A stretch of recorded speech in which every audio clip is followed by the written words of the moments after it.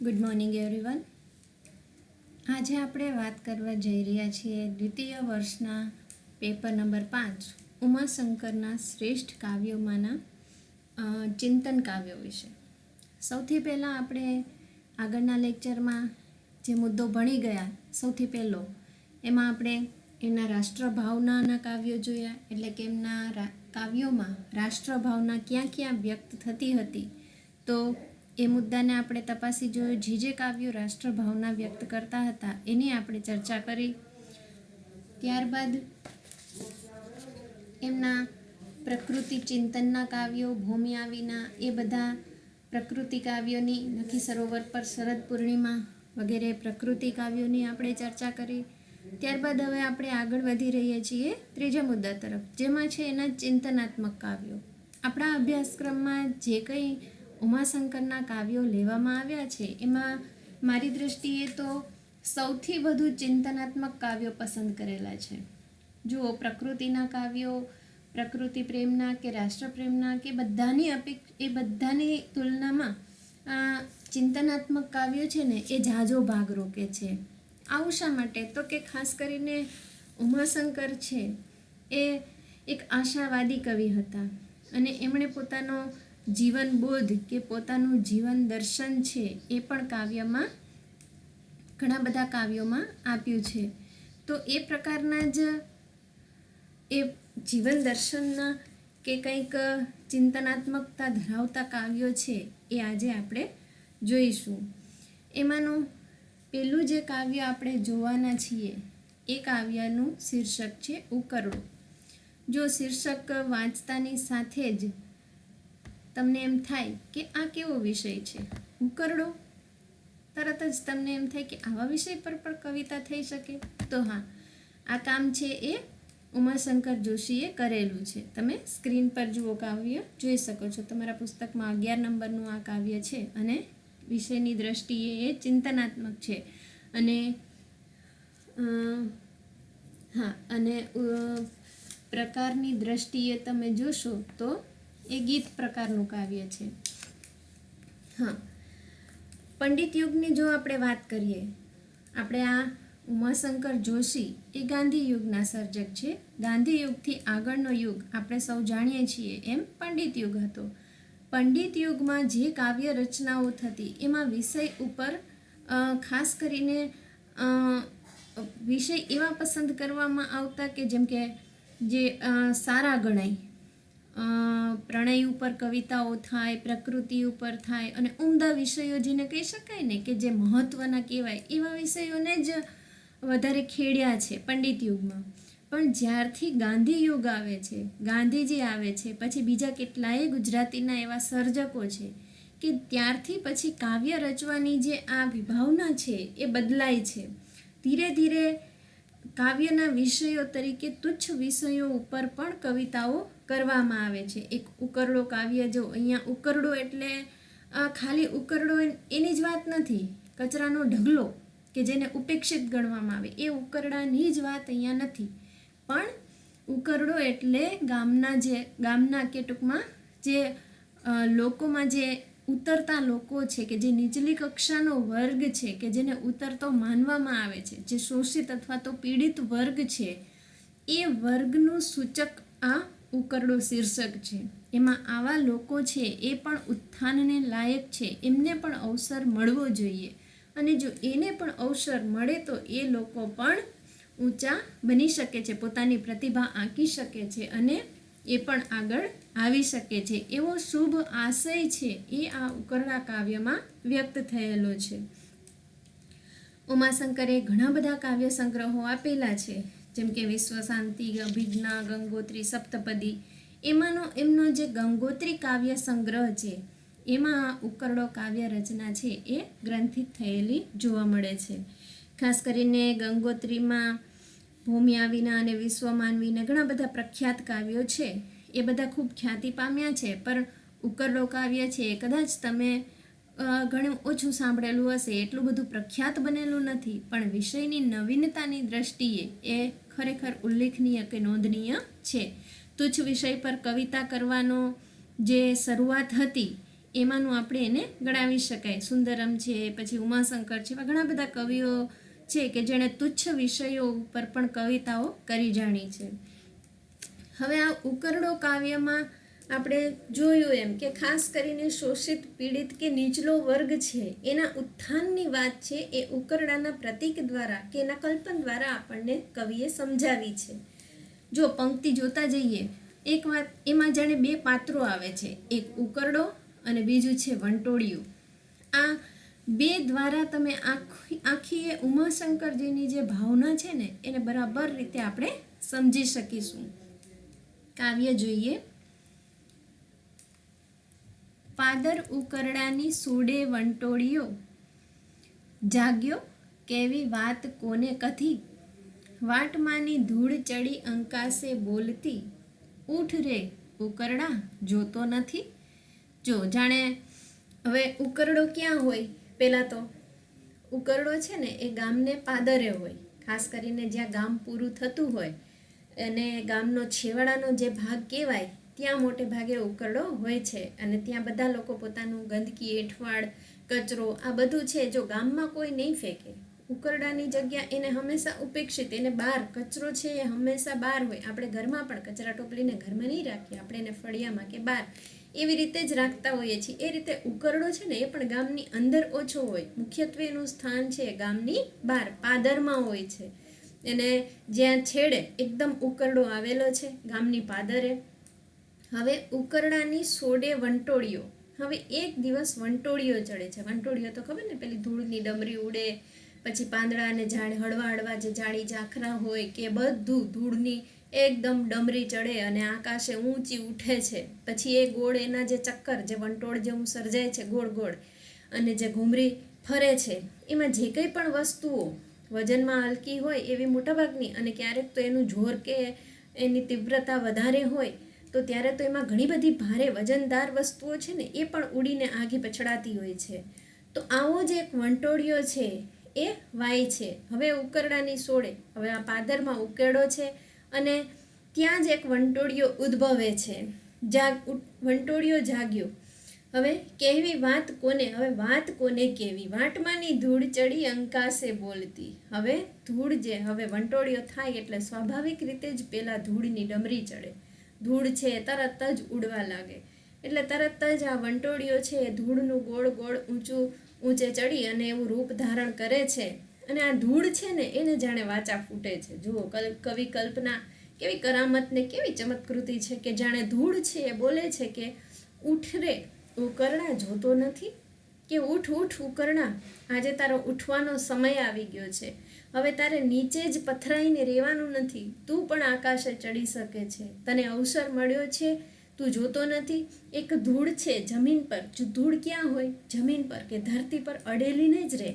હવે આજે તો વંટોળિયાને કારણે ધૂળ પણ ડમરીએ ચડીને ઊંચી ચડી છે. અંકાશે બોલતી, આકાશે જઈને ધૂળ બોલે છે. ધૂળનું સ્થાન ધરતી પણ છે, પણ આજે ધૂળ વંટોળિયાને કારણે આકાશે ચડી છે.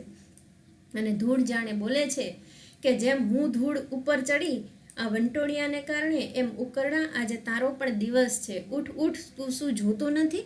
એટલે જુઓ કે સાધારણ માનવી કે જે નીચલો વર્ગ કે જે દમિત વર્ગ છે એ પણ ઊંચે ચડી શકે છે, એ પણ આગળ જઈ શકે છે. શા માટે નહીં?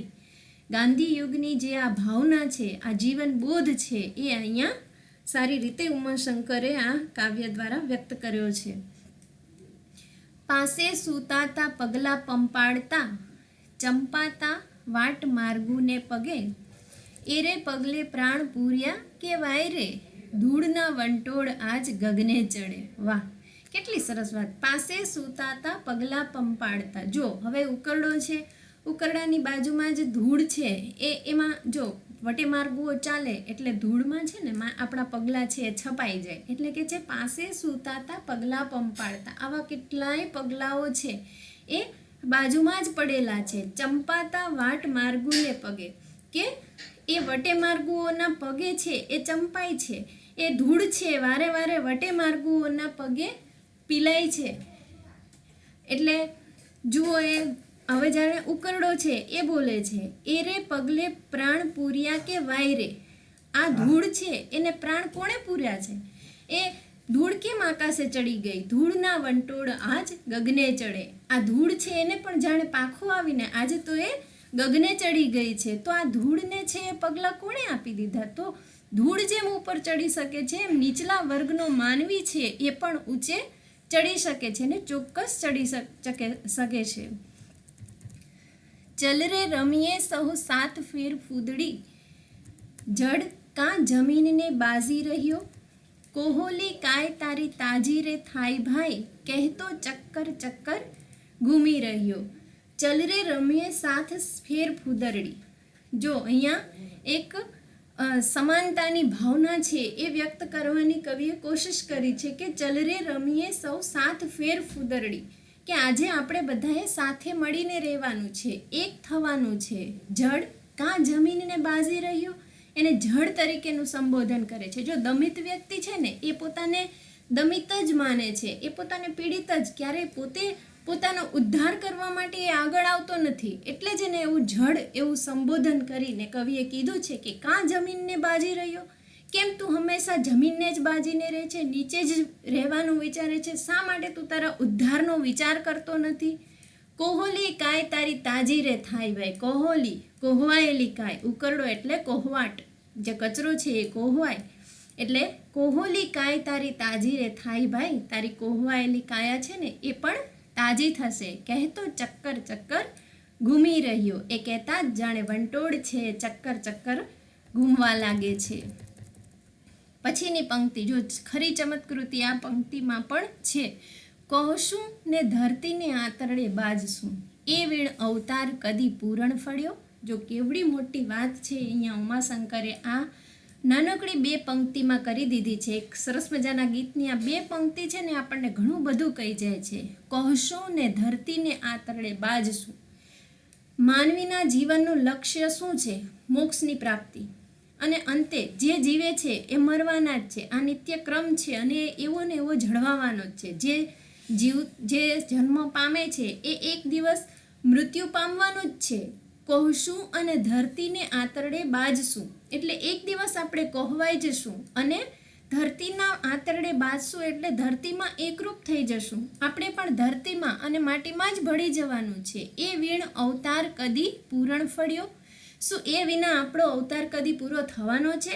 માનવ માત્રને મરવાનું છે જ, એને ધૂળમાં ભળવાનું છે જ.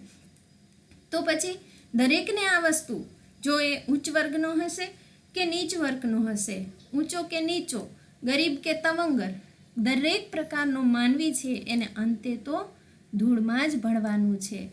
તો ચાલને એક વખત તું પણ ઊંચો ચડીને જો, અંતે તો આપણે એ ધૂળમાં જ ભળીશું. જોરે આ પાંદડાઈ વળગ્યા પૂછડીએ, પળમાં ચોખૂટ ભોમ ઘૂમી વળ્યો. ધૂણે છે ઝાડવા ને ધૂણે છે છાપરા, કિસ્મત પલટાની આજ દંગલ મચી. ડુંગર ઉખેડી ખેડ સાથે મિલાવશું, ધરતી પર એકતા દેશું રચી. જો આજે દરેક વસ્તુને એક કરવાની શુભ ભાવના છે એ ઉમાશંકરમાં, એ કવિ હૃદયમાં આપણે જોઈ શકીએ છીએ. જો વિવિધ પાંદડા છે, પછી ડુંગર છે, ધરતી છે, ઝાડવા છે, છાપરા છે, એ બધું જાણે આજે એક થઈ ગયું છે. તો અહીંયા ધરતી પર એકતા એટલે કે લોકોમાં, માનવ માત્રમાં સમાનતાની લાગણી પ્રસરે એવી આ કવિ હૃદયની ઈચ્છા છે. જોરે આ પાંદડાએ વળગ્યા પૂછડીએ, કે છે કે ચાલને અંતે તો ધૂળમાં જ ભળવાનું છે. એકવાર વંટોળમાં તું ઊંચે ઉડીને તો જો, કોણ કોણ છે? તો કે પાંદડાએ વળગી ગયા છે. આજે તો ઝાડવાઓએ ધ્રુજે છે, છાપરાઓએ ધ્રુજે છે, અને જાણે કિસ્મત પલટાની આજ દંગલ મચી, કે આજે જાણે દરેક વસ્તુ એની કિસ્મતના પલટાની રાહ જુએ છે. જેમ ધૂળ એ નાનકડી અમથી બિન મહત્વની ધૂળ પણ વંટોળને લીધે આજે આકાશે ચડી છે, એની કિસ્મત આજે બદલાઈ છે. એમ આજે નિત નવી કેટલીય વસ્તુઓ છે વંટોળ દ્વારા, વંટોળના માધ્યમથી આજ ઊંચે ચડી રહી છે. કે ડુંગર ઉખેડી નાખશું અને એને પણ આજે ખેતરમાં જમીનની સાથે મિલાવશું. ડુંગર એટલે કહેનારા ઊંચા લોકો, કે જે પ્રસિદ્ધ લોકો, કે ઉચ્ચ કુળના લોકો, કે એના પ્રતીક રૂપે આલેખેલું છે કે ઉચ્ચ કુળના કે ઉચ્ચ ગણાતા ને મોટા કહેવાતા લોકો છે ને એને પણ એક દિવસ તો ખેડ સાથે મિલાવશું, એટલે એને પણ એક દિવસ તો ધરતીમાં જ મળવાનું છે. ધરતી પર એકતા દેશું રચી. અને એ બધાને એક કરી અને ધરતી પર એકતા રચીશું. એટલે પૃથ્વી પર પેલી જે વિશ્વમાનવીની ભાવના છે ને, માનવ માત્રમાં જે માનવતાવાદી વલણ હોવું જોઈએ એના તરફ જ અંગુલી નિર્દેશ કર્યો છે.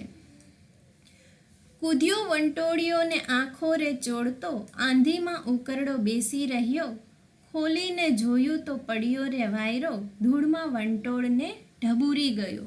હવે કૂદ્યો વંટોળિયો, જાણે વંટોળ છે એ કૂદી પડે છે ઉકરડા ઉપર, આંખો ચોળતો ચોળતો જાણે એ આંધીમાં કૂદી પડે છે, એ ઉકરડા પર કૂદી પડે છે ને એ આંધીમાં પછી જાણે વંટોળિયાની આંધીમાં ઉકરડો બેસી જાય છે અને બેસીને જ્યાં એ વંટોળ ફંગોળાય છે એની સાથે સાથે સાથે ઉકરડો પણ ફંગોળાતો ફંગોળાતો ફંગોળાતો પાદરમાંથી થોડે થોડે આગળ છે એ જવા લાગે છે. જાણે ઉકરડો એ આજે ઊંચે ચડે છે અને ગતિ કરે છે અને પોતાનો સ્થાન પલટો કરે છે. જો આગળ આપણે પંક્તિમાં જોયું ને, કિસ્મત પલટાની આજ દંગલ મચી, જાણે ઉકરડો પણ હવે આજે એની કિસ્મત પલટાવવા આગળ આવ્યો છે. ખોલીને જોયું તે પડ્યો રે વાયરો, ધૂળમાં વંટોળને ઢબૂરી ગયો. હવે જ્યાં વંટોળની આંખ ખુલે છે ત્યાં વાયરો પડી જાય છે, વંટોળ થંભવા લાગે છે. ધૂળમાં વંટોળને ઢબૂરી ગયો અને ધૂળમાં વંટોળને જાણે સંતાડી ગયો અને હવે વંટોળ છે એ શાંત થઈ જાય છે. અને વંટોળ શાંત થયા પછી હવે કેવું ચિત્ર, હવે બીજું દ્રશ્ય જાણે કેવું આવે છે, તો તરત જ બીજે પ્રભાત એક આવ્યો ખેડૂતને, ઉકરડો પાદરથી ખેતર ગયો. જાણે ઉકરડાની કિસ્મત પલટાઈ ગઈ છે. આજે જે દંગલ મચી હતી ને એમાં ઉકરડોએ પોતાની કિસ્મત છે એને બદલી જાણે છે. બીજે પ્રભાત, નવું પ્રભાત ઉગે છે ને ખેડૂત આવે છે ને એક ખેતરનું આ દ્રશ્ય છે ને હવે આ ઉકરડો છે એ તો કોઈના ખેતરમાં જઈ પહોંચ્યો છે અને ઉકરડાને સ્થાને ઉકરડો છે એણે ખેતરમાં સ્થાન લીધું છે. અને એની કિસ્મત જુઓ કે દખણના વાયરા સિંચી ગયા વાદળા. હવે દક્ષિણના વાયરા આવે છે વરસાદવાળા, પાણીથી ભરેલા એ વાદળા એના ઉપર સિંચાય છે, વરસાદ પડે છે અને ઉકરડામાં જે એ કોહવાટમાં એ ક્યાંક ક્યાંક અંકુરિત થવાની અપેક્ષાવાળા જે બીજ હતા, કે ટૂંકમાં એ એક પેલું કહેવાય ને કે એક સકારાત્મકતા એ દ્વારા દેખાડી છે કે ઉકરડો અંગ અંગ મહેકી ઉઠ્યો, કે જાણે વરસાદના પાણી સિંચાવાથી એને વરસાદના ટીપા મળવાથી આજે ઉકરડામાંથી પણ કંઈક ઉગવાને અવસર મળ્યો છે ને કંઈક ઉગ્યું છે ને એ મહેકી રહ્યું છે ને ઉકરડાની પણ જાણે આજે કિસ્મત બદલાઈ ચૂકી છે. તો જુઓ, એક ઉપેક્ષિત વિષય ઉપર ઉમાશંકરે ગાંધીવાદી જીવનબોધ કેટલો સરસ રીતે વ્યક્ત કરી દીધો છે કે નિમ્ન કક્ષાનો માનવી છે ને એ પણ એનો પણ ઉદ્ધાર થઈ શકે છે. શા માટે નહીં? તુચ્છ વિષય પર પણ કવિતાઓ થઈ શકે છે. એ વાત પણ એમણે સાથે સાથે પુરવાર કરી દીધી. અહીંયા આવતા ઉકરડો અને વંટોળિયાના પાત્રો દ્વારા જાણે ધરતી ઉપર શું શું બદલવાને માંગે છે એવો એનો આશાવાદ પણ અહીંયા પ્રગટ થાય છે. ઉમાશંકર જોશીમાં જે સકારાત્મક દ્રષ્ટિ રહેલી છે એને પણ આપણે અહીંયા જોઈ શકીએ છીએ. કવિ હૃદયમાં જે શુભ આશય છે ઉકરડાને પણ એ ઊંચે ચડાવી દે છે, ઉકરડાને પણ એ મહેકતો બતાવી શકે છે. એવો શુભ આશય છે એ પણ અહીંયા વ્યક્ત થાય છે. એટલે નીચલા વર્ગ પ્રત્યેની એમની જે સહાનુભૂતિની લાગણી હતી ને એ પણ આપણે અહીંયા બરાબર અનુભવી શકીએ છીએ. તો પેલું જ આ કાવ્ય છે એ આપણને ચિંતન કરવા પ્રેરી જાય છે કે શા માટે શોષિત કે દમિત કે નીચલા વર્ગ છે એને પણ ઉદ્ધાર માટે અવસર ન મળે, શા માટે એ પણ આગળ ન આવે. તો એક આપણને ચિંતન કરવા પ્રેરી જાય એવું સરસ અને ઉપેક્ષિત વિષય પર કવિતા થઈ એ માટે કાવ્ય છે એ યાદગાર કે નોંધનીય બની રહે છે. આગળના લેક્ચરમાં આપણે બીજા ચિંતનાત્મક કાવ્યની વાત વિગતે કરીશું. આજે આટલું જ રાખીએ. ધન્યવાદ.